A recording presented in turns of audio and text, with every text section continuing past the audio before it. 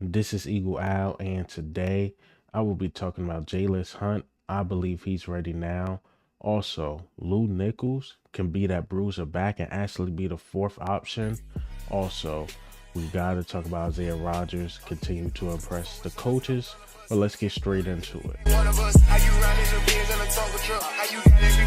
All right, so before we get straight into it, I got to talk about Kellen Moore being ranked fourth by PFF as far as offensive play callers. Look, I know Chargers fans are mad about this, Cowboys fans are mad about this, but the truth is the truth. Kellen Moore is a really good offensive play caller. He know how to get your offense moving. He know how to do motion. And even as an Eagles fan, when Kellen Moore was with the Cowboys, a lot of people blamed him for Dak Prescott failures. But I'm like, look at Dak Prescott numbers with Kellen Moore. He was great. He was great as far as the numbers, but Dak gonna do what Dak gonna do in the playoffs. That's not on Kellen Moore. Cost Kellen Moore his job, and then he went to the Chargers, and Justin Herbert have damn near a bounce back year, and they don't like him for whatever reason. But I'm like, look at y'all situation. Like players were getting hurt. Even Herbert got hurt himself, and Kellen Moore did the best that he can, and the coaching staff was just terrible in general, far as the defensive side of the ball of the Chargers, who they spent all that money on, and that's one of their worst sides of the ball. But this is what PFF had to say why they ranked Kellen Moore number four. Number four, Kellen Moore, Philadelphia Eagles. As far as the offensive coordinators ranked in the NFL, it said although Moore will be on his third team in 3 seasons, his work over the past couple of seasons, especially while with Dallas, merits him in a place on this list. Over Moore's 4 years as a Dallas offensive coordinator, the Cowboys generated 0.066 EPA per play, which ranked fifth over that span. And whereas Justin Herbert had his lowest grade 77.9 prior to Moore arrival to Los Angeles in 2023, he bounced back during Moore's long season with the team and earned an 85.5 overall grade. Herbert bounced back. Herbert bounced back under Kellen Moore. So again, I don't know why Chargers fans are mad about it. It is what it is. And we'll see what Kellen Moore do with Jalen Hurts. So far, I like what I've seen. I like what I've seen with my own eyes. I like what the reporters are putting out there. So we'll see how bad or how good he is.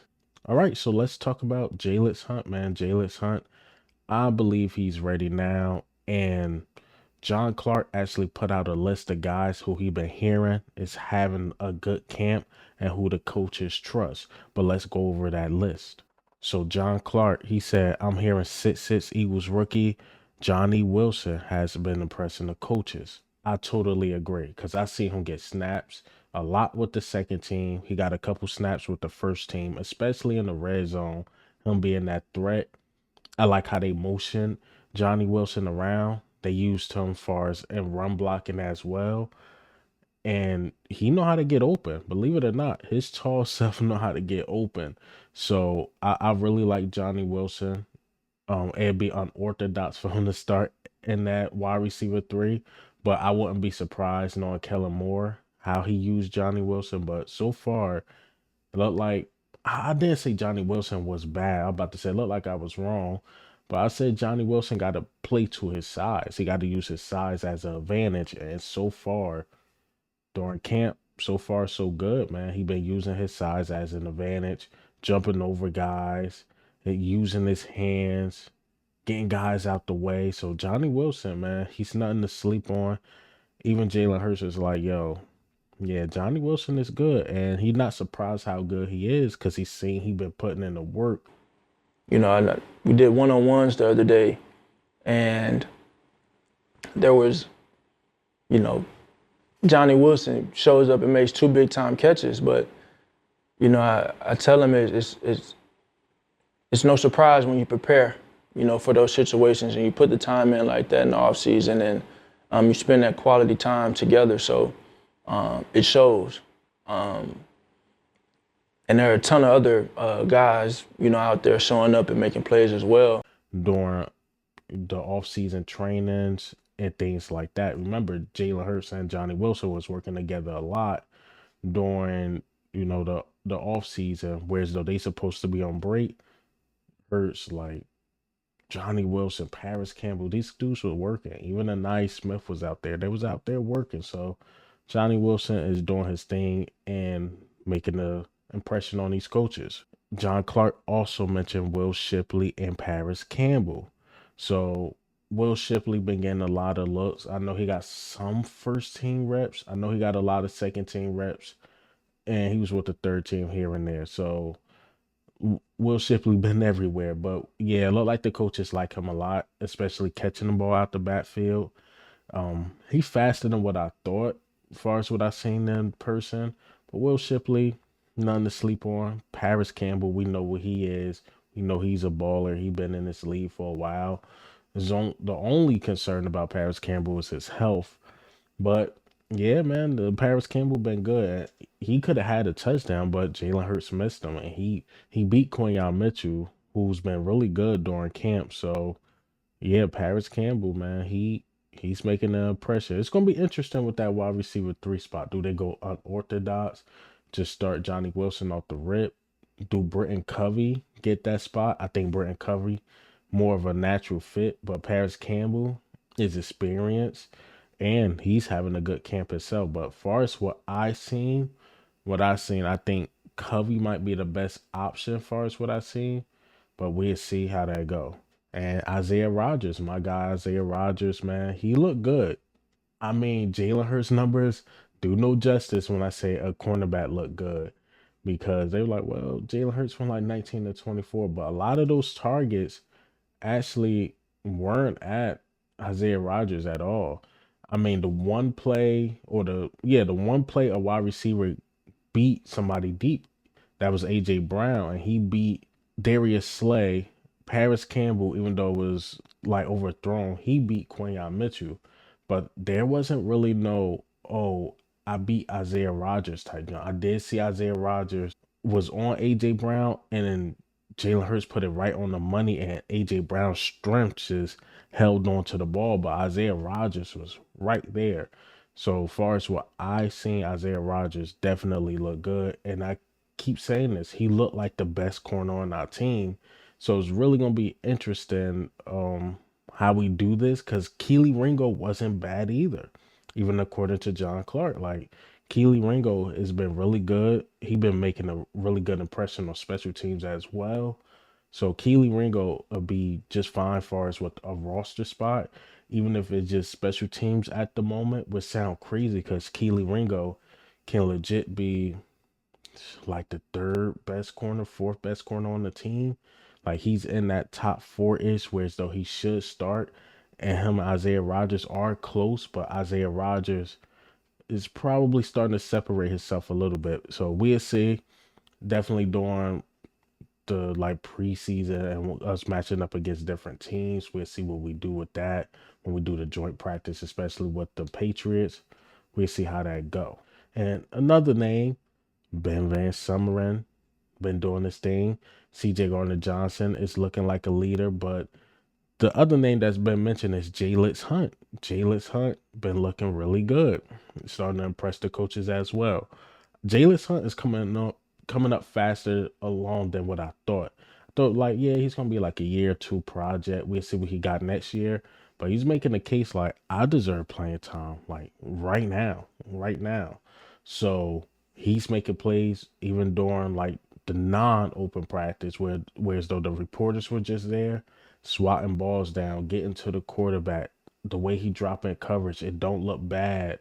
Like he's really good in coverage as well. Them long arms, man, really helps a lot as far as with batted balls. So he looked good, especially playing with the second team. It will be interesting how we rotate him in, because even when we mention our DNs, a lot of as content creators or even as fans in general, we we really didn't mention Jalyx Hunt because we just thought he was simply going to be a project. But now, when you think about it, if Jalyx Hunt could come along faster than what we think, and he could really be added to that rotation, now you have Bryce Huff, you have Josh Sweat, you have Jalyx Hunt, you have Nolan Smith, you got Brandon Graham. So you're starting to look decent as far as defensive ends. It is a lot of hope and promise for us with the defensive ends. We don't have a Hassan Reddick where we know like, yeah, he gonna give us 10 plus sacks. So hopefully Jalyx Hunt come along because we're gonna need as much defensive ends as possible. Because it look like Howie Roseman probably is not gonna sign one to save the day unless we're really that bad, really that battered and bruised or a lot of injuries or something happen. But so far, it looked like Howie Roseman's gonna stick with the DNs he have. But Jalyx Hunt, Bam Van Summerlin, we know what he do as special teams, even last year. So again, it's good to hear names, but Jalyx Hunt was the name I wanted to emphasize on, like him being that underground, really good guy. But let's talk about the last but not least thing. This Lew Nichols guy. He's a guy I had in my notes. I didn't have his name, but I had number like I think I put number 38, so I wasn't sure who he was at first. The reason why I wanted to be sure before I talk about it to y'all who he was because I wasn't sure if that was Kendall Milton or him because I don't have the best eyesight. I'm not gonna lie to y'all. I really don't have the best eyesight. But I kept seeing the guy on the second team. I'm like, oh, whoever this is, got a high chance of making the team. It wasn't a Will Shipley, it wasn't a Kenny Gainwell or Saquon Barkley. It was Lew Nichols. Now, Lew Nichols, who is he? He was a guy we signed back last year. He was a seventh round pick by the Packers. And he was supposed to come in the league and be that bruiser back. A lot of people thought he was going to be like the next LeGarrette Blount. I think his junior year, or I know his junior year, he had over 1,800 rushing yards and about 300 passing yards. So all purpose yards, he had around like 2,200 yards. And he fell into the seventh round to the Packers. Didn't make the team, but it wasn't because of his play why he didn't make the team. It was because one, the Packers last year was overloaded with running backs. Remember they had um Kenyon Drake, they had Aaron Jones and AJ Dillon. Like they didn't need no bruiser back or anybody else. And two, he had a shoulder injury. And we know bruiser back shoulder injuries can be a hassle. And then you're a seventh round pick. So it's gonna make it really hard for you to make the team. Now they waived him, they cut him, and he made it to the final cuts. And what the Eagles did, they signed him back in October on the practice squad to develop and see if he could heal up. And so far during camp, he looked good. He got a lot of reps with the second team, a lot of reps. So while we think Kendall Milton, who I haven't been hearing much about, far as what camp going to make the team, watch out for Lew Nichols, man. Maybe he can be our bruiser back.